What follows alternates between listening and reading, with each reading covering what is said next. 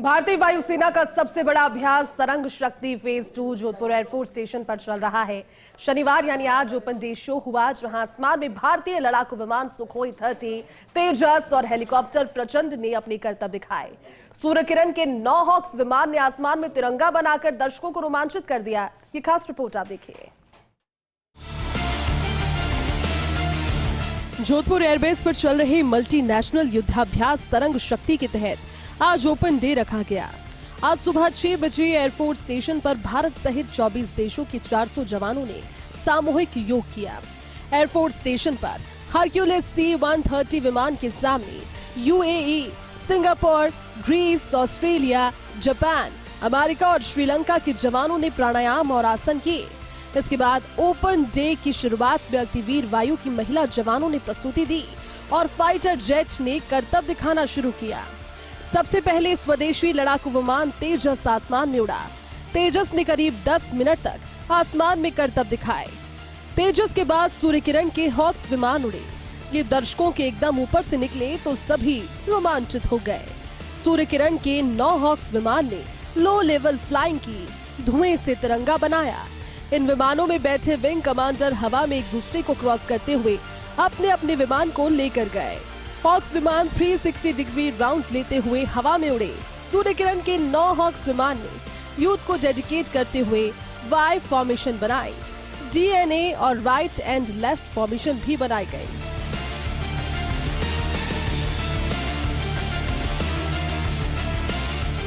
इसके बाद Sukhoi 30 MKI ने उड़ान भरी। सुखोई 30 ने करीब 150 मीटर की ऊंचाई पर लूप और 180 डिग्री में उड़ते हुए वर्टिकल चार्ली फॉर्मेशन बनाया।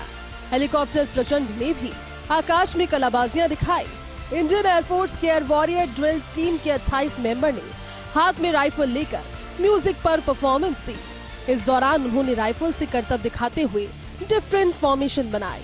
Air warrior drill team Subroto Indian air force की इवेंट टीम है। Here in Jodhpur for the past 2 weeks, we have been engaging in air combat exercises with the contemporary air forces from all across the globe. As you can see in today's static display, we have been practicing air combat alongside F-16s, F-18s and the A-10 Warthogs of the United States Air Force and the F-16s of the UAE and the F-16s of the Greece as well.